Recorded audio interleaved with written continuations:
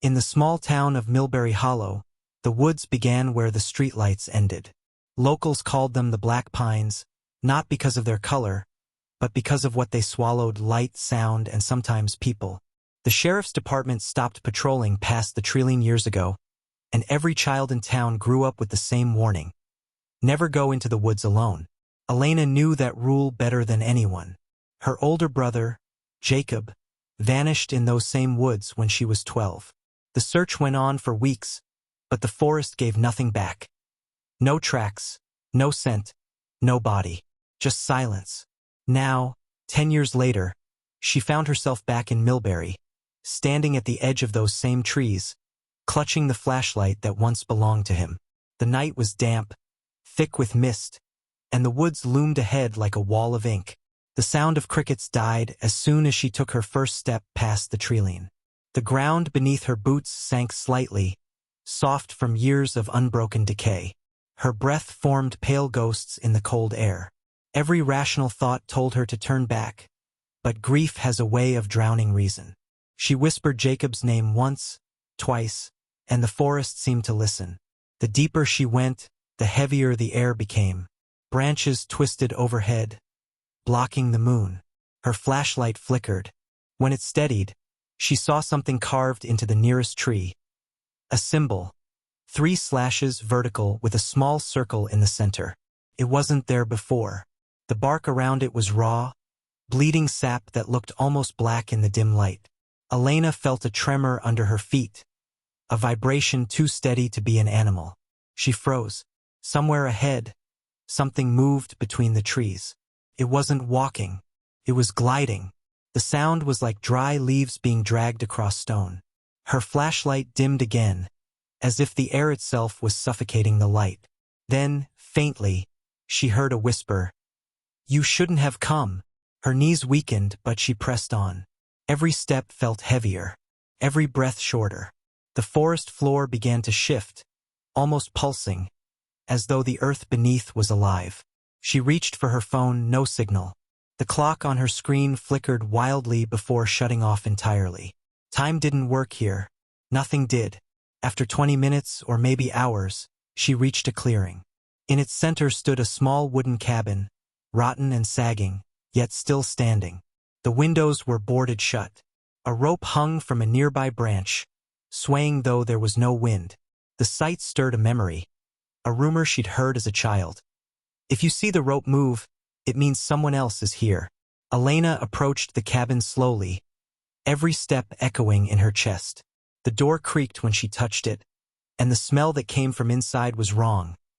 Like metal, wet earth, and something sweet rotting underneath.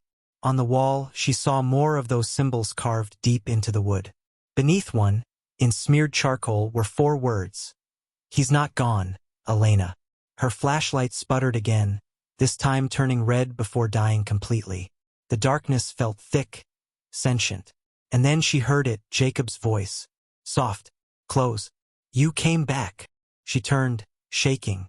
The voice came again, this time behind her ear. "I told you not to come here." She stumbled backward, the floorboards groaning under her weight. Something cold brushed her arm. A hand that wasn't there when she looked down.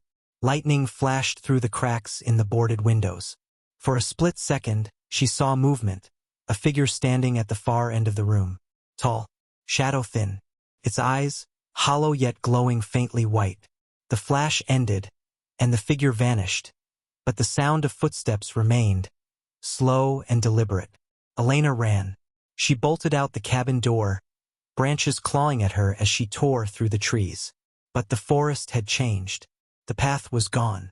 Every direction looked the same, endless darkness and whispering leaves. Her flashlight flickered one last time, revealing faces carved into the trees. Dozens of them, each one screaming silently. She tripped, falling into the mud, gasping for air. That's when she saw the final thing. A hand, pale and motionless, sticking out from the roots of an old pine. Her brother's bracelet dangled from its wrist, the same one he wore the day he vanished. Elena screamed and started digging frantically with her hands, but the ground pulsed again, and the hand moved. Fingers twitched, soil crumbling off the nails. She staggered back as the roots began to shift, curling around the wrist like veins pulling something deeper. Then came that voice again, layered, echoing impossibly close. You shouldn't have come alone. The flashlight died completely. Darkness swallowed everything. And in that darkness, a faint sound rose. A low hum, almost human, almost mechanical. The forest exhaled, and the mist thickened, rolling toward her.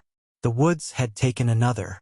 The sun had long since disappeared behind the dense wall of trees, yet the glow of dawn never came. Elena stood near the edge of the forest, trembling as the sound of the wind twisted into whispers. Behind her, the town of Millbury Hollow seemed asleep. No lights, no sound, only the faint echo of the forest breathing. She clutched Jacob's old flashlight, the same one they'd found half-buried beside his bike 10 years ago. The switch clicked, but no light came, just static. Sheriff Dana Moore had begged her not to return. But after the things she'd seen in her dreams, the faces in the branches, the cold touch at her window, she knew she had no choice. The woods weren't done with her family. Something had followed her back, and she could feel it, whispering her name just beneath the surface of every thought. She took a single step into the forest, and the world shifted. The trees groaned like they were alive. The air grew heavy, pressing against her chest.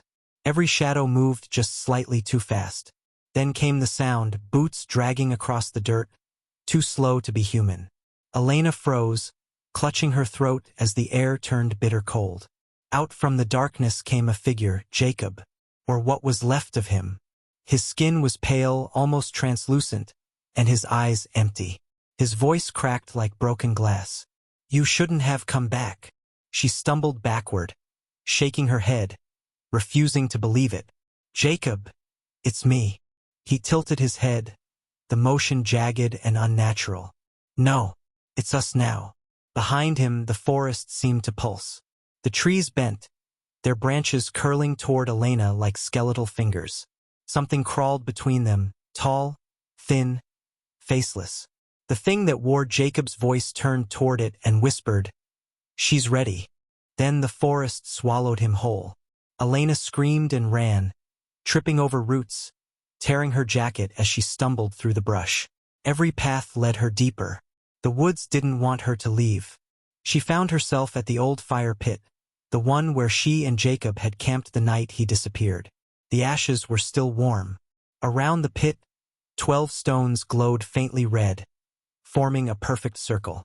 The air vibrated. Then a voice, deep and ancient, filled the clearing. Every soul that enters owes one in return. Elena fell to her knees, clutching her ears, but the voice was inside her now. It whispered of bargains made long ago, families who fed the woods to keep their town safe, blood spilled under moonlight, names erased from history. And among those names was hers. Your family broke the circle, it said. Now the forest takes what is owed. The ground split open beneath her, revealing a pit of black water. Hands reached out, pale, bloated, desperate. She screamed again, but the woods didn't echo her cry. Instead, it answered. From every direction came whispers, each one carrying her name. She tried to run, but the trees closed around her like ribs, sealing her inside a wooden cage. The flashlight flickered once, twice, then stayed on. In its weak glow, she saw faces carved into every tree trunk, faces she recognized. Jacob, her mother, even herself. She fell backward, trembling, as the realization hit her. The forest wasn't killing them, it was keeping them. Every person who vanished in Millbury Hollow was still here, trapped in bark and shadow, whispering warnings that no one heard. And now she was next. The air thinned. Her breath came in shallow gasps. She lifted the flashlight toward one face, Jacob's, and for a brief moment, the carving blinked. End it, he mouthed. Her shaking hand reached into her jacket. Inside was the silver lighter she'd taken from her father's desk, the one engraved with their family name. She flicked it once, and the tiny flame danced weakly in the darkness. The whispers grew louder, angrier, but she didn't stop. If you want me, she said. "You'll burn with me." She dropped the lighter. The forest ignited. Flames raced up the trunks, tearing through leaves and roots, devouring every whisper. The ground trembled as screams filled the night. Elena ran, her lungs searing, her vision blurring, until she collapsed outside the treeline. The fire roared behind her, consuming the woods in an orange storm. Then everything went silent. When the rescue team found her at dawn, she was unconscious but alive.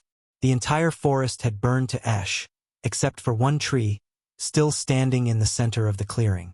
Its bark was blackened, but on its trunk, a faint outline of a face could still be seen. It was Elena's. Weeks later, Millbury Hollow began rebuilding. The news called it a freak wildfire. Sheriff Moore retired, unable to explain what she'd seen that night. The whisper that came from the ashes, the name that carried through the smoke. But the townspeople noticed something strange. Every evening at sunset, when the wind moved through the ruins, it carried a single phrase, soft, trembling, almost human. "Don't go into the woods alone." And in the charred remains of the final tree, the faint light of a single ember still flickered, refusing to die. It pulsed like a heartbeat, waiting for someone foolish enough to step close again. Because the woods never truly die. They wait, they whisper, they remember. If this story sent chills down your spine, don't just scroll away in the dark. Subscribe now, turn on the bell, and join us for more real-life horrors and twisted tales that lurk beyond the light. Every click keeps these nightmares alive. And trust me, you don't want to face what comes next alone.